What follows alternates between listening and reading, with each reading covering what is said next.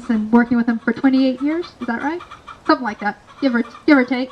And she's the reason we actually, my husband and I had talked about getting guinea hens for, I don't know, 4 or 5 years before we actually finally did it.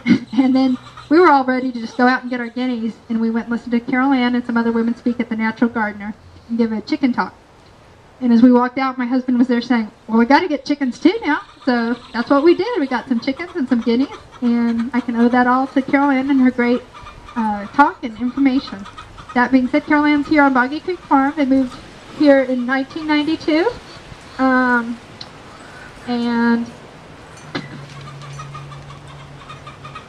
she began farming with her husband, Larry Butler, in 1992.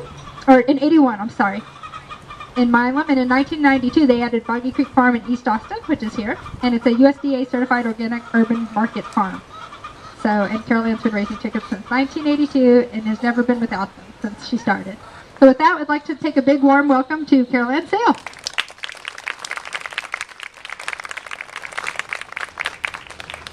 Well, welcome to the farm. I have a few chores later that y'all are welcome to help out with. You look pretty strong. I asked Michelle a couple of days ago, you know, it's supposed to be pretty foul weather this weekend and cold and windy and all this. What do you think? She said, oh, they're chicken people. They're chicken people. You know? And that's true. Chicken people have to go out in the middle of the night to save their chickens. They have to go out on the most horrible days. They have to wade through muck when it's rained every day for 6 months and tend the chickens. So this is nothing. This is a walk in the park for the chickenists. Welcome to the farm, and it's true that I have been without chickens, or with chickens rather, since 1982. But if you have the Edible Austin, you'll see my actual beginning with chickens, and it was about 55 years ago or something like that, when because we did observe Easter in our family, which to us kids meant Easter eggs and Easter chickens. And the Easter chickens were little white Leghorn chicks that we would get and raise. And they, of course, all were roosters, but we didn't know that starting out. But they were all roosters, and so they lived varying amounts of time. Usually, you know, something untoward happened to them. And one time, this went on for 2 years. My parents were slow learners. The first year, all our chicks, when they were about the age of the little white hens running around, they all went down to the neighbor's lady and didn't ever come back. And we saw what happened to them. The lady stood on each wing on them and cut their head off, and they got up and ran around with no head. And we were properly horrified, being just children. And I swore I would never do that to a chicken if I ever had another chicken. So next year we got 3 more chicks. And of course they came purple, pink, and blue. They were beautiful chicks. And then they all turned white. 2 of them died just from too much love, I think.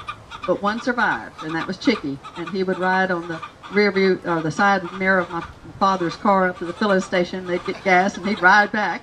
It turned out my father was afraid of him, so he was not going to dissuade him from getting on that mirror, because Chicky was kind of mean.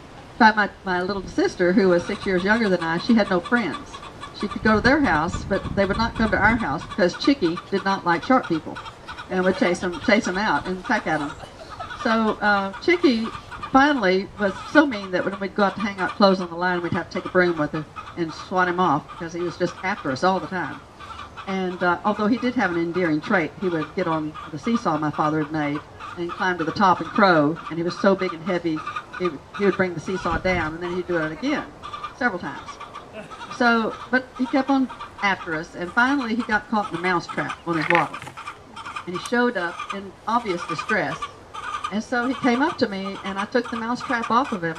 And for about 2 weeks, he was nice. But then he forgot. And it was over. So my father said, that's it. So we trapped him and hauled him out to the countryside and threw him over the fence at some farmer's yard.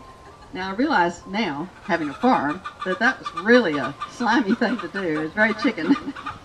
I mean, we should have just gone up and said, do you want this chicken to eat? But we didn't know that they were going to eat them. We kids thought, oh, they're going to have this beautiful white Leghorn rooster. They're going to be thrilled. And, of course, we never saw him again. I'm sure he was dinner the next day. So that's where my experience with chickens started. And I really didn't have any chickens until 1982 when we got our farm in Milam County. And then, of course, to complete the farm, we had to have chickens. And so I bought 10 white Leghorn roosters. No, not roosters, chickens, hens from Callahan's. And my daughter and I, she was about 12 years old, we built nest boxes for each one of them. And the next morning, they all got the same box and laid all the eggs. We thought, well, that was a lot of work for nothing, but you learn from doing that stuff. So we find out then, at that point, that every hen does not need her own box. That will be a trait that develops later, when the competition makes her crazy and she does want her own box. But anyway, so I have had a lot of experience with chickens, both good and bad. But as you can see, I'm committed. I still have them. Everybody asks me how many are in here, and I don't have any idea. I think it's about 120, but I'm not sure. I'm who can count a chicken. They're very fast. We have probably about 8 or 10 breeds in here. Again, it's kind of hard to figure it all out. Got one. Everybody's asked about the little chicken has all the feathers on top of her head, and she's black and white. That's Millie. She's an immigrant. She was donated to us because somebody was out of the chicken mood suddenly, and she is a silver lace Polish, and she lays an egg every once in a while, kind of a big deal. So she's just for show. That's all. And then we have one rooster, and that's Rusty Roo, the rooster. And he's about 5 years old now, and he's an Americana.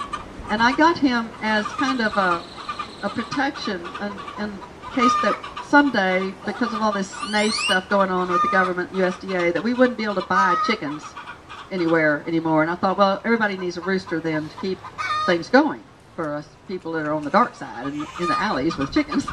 So that's why I got Rusty. He's the only rooster I have ever bought. Normally you don't have to buy a rooster.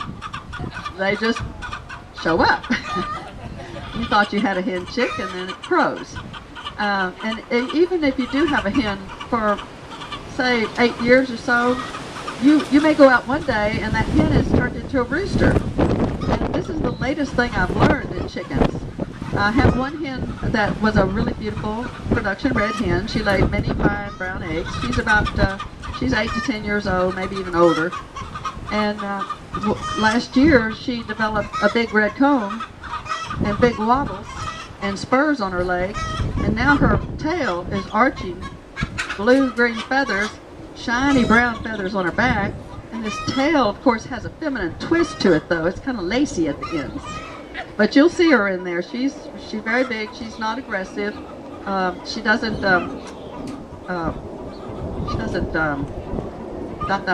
hens. She doesn't go that far, but she's kind of like a sergeant, and that's her name now, Sergeant. Her name was Rosie. Now her name's Sergeant, because she's kind of the second in command to Rusty. She kind of aids in looking for the hawks, and she's always upright and watching. She doesn't have her head down eating all the time like most good hens do. So she's second in command.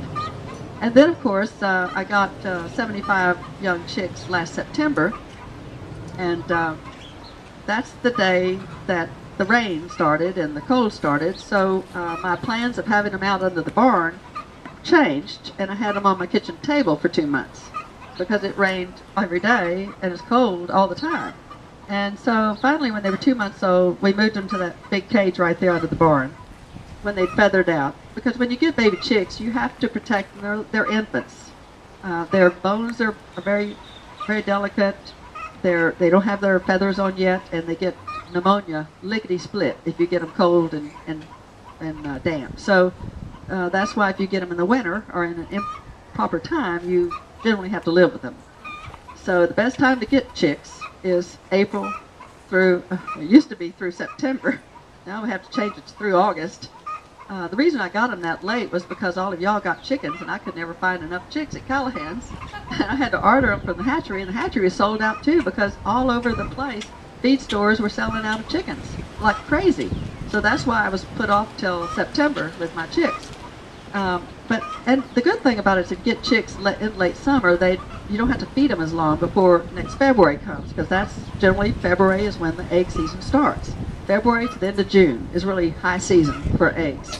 After that, it's just the breeds that are really determined to crank out an egg and show you they can pay their rent. So